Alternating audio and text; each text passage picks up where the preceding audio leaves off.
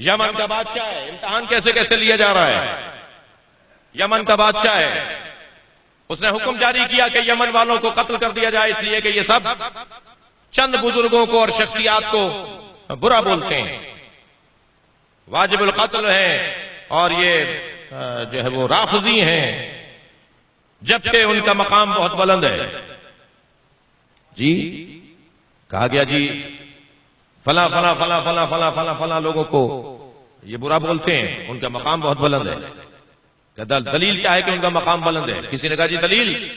کہنے لگے دیکھو فلاں باغ کے اندر جو درخت انار کا لگا ہوا ہے، اس کے انار کے اوپر ان کے نام چھپے ہوئے ہیں، قدرتی طور پر ان کے نام کندہ ہوئے ہیں. اگر اللہ ان سے پیار نہ کر رہا ہوتا، اگر اللہ کے نزدیک ان کا مقام نہیں ہوتا، تو یہ درخت انار کے اوپر ان کے نام لکھے ہوئے ہیں. جی بلا لیا گیا. محمدون ثلاثہ، 3 محمد نامی ہمارے مجتہدین اس وقت میں. بلاؤ جواب دو. جا کے دیکھا صاحب انار کے اوپر واقعاً کچھ نام لکھے ہوئے ہیں. یہ تو اللہ نے نام لکھ کے بھیج دیا اناروں پر، تم انہیں برا بولتے ہو. انہوں نے کہا جی ہمیں 3 دن چاہیے، ہم 3 دن کے بعد آپ کو جواب دیں گے. 3 دن انہوں نے روزہ رکھا.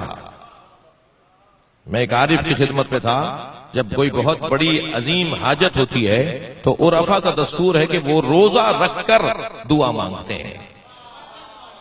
میں نے ایک بزرگ سے پوچھا کہ کیا فلسفہ ہے کہ روزہ رکھ کر دعا مانگی جاتی ہے؟ فرمانے لگے کہ روزہ رکھنے سے بدن میں شبہ ناک غذائیں زائل ہو جاتی ہیں، تب دعا قبول ہوتی ہے. صلوات پڑھ لیں ذرا محمد و آل محمد.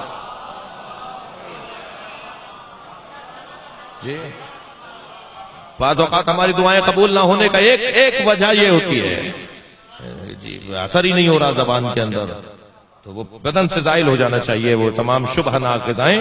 تو یہ 3 دن انہوں نے روزہ رکھا، اور تیسرے دن جب یہ روزہ ان کا تمام ہوا، مناجات کی، مولا کو پکارا، مولا مدد کیجئے، ہم آپ کے غیبت کے اندر ہیں، آپ کے چاہنے والے ہیں. تو بہت دیر مناجات کرتے رہے، کوئی رہنمائی نہیں ہوئی. تو تینوں اٹھے کہ چلتے ہیں صحرا میں. پھر امام سے استغاثہ کرتے ہیں کہ سامنے سے ایک مسافر کو آتے ہوئے دیکھا، جس کا حلیہ انہیں بتا رہا تھا کہ طویل سفر سے لوٹنے والا ہے. تو اس نے سواری سے اتر کے ان سے پوچھا کہ تم پریشان لگتے ہو؟ کہا ہماری پریشانی ہے، مگر ہم اسی سے جا کے پوچھنا چاہتے ہیں جو ہماری پریشانی دور کرے گا. کہنے لگے جی مجھ سے بیان کرو. کہا نہیں آپ سے بیان ہم کیا کریں گے؟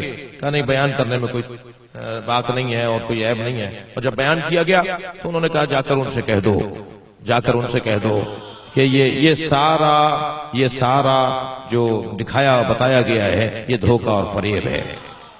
اور یہ دھوکہ اور فریب اس طرح سے ہے کہ اس بادشاہ کا فلاں وزیر ہے، اس کے گھر میں فلاں صندوق ہے، اور صندوق میں سانچے رکھے ہوئے ہیں.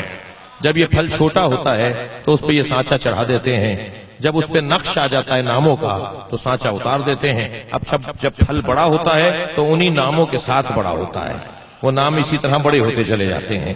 تو جا کر فلاں جگہ، اور ایسے جب جا کے دیکھا گیا تو وہاں سے صندوق میں سے وہ سانچہ نکلا جی جو چڑھایا جاتا تھا پھلوں کے اوپر، اور اس طرح سے.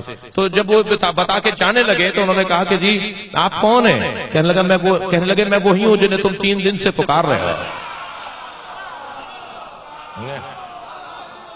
تو محمدون ثلاثہ نے آگے بڑھ کر کہا کہ آپ تیسرے دن آ کر ہمیں کیوں بتا رہے ہیں؟ ہم تو 3 دن سے آپ کو پکار رہے تھے. کہنے لگے تم نے 3 دن کی مہلت کیوں مانگی تھی؟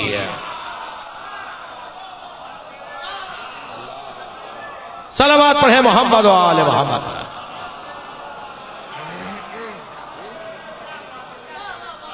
تم نے اگر کہا ہوتا کہ 1 دن چاہیے، ہمیں 1 لمحہ چاہیے، تمہارا خود ایمان 3 دن کا تھا.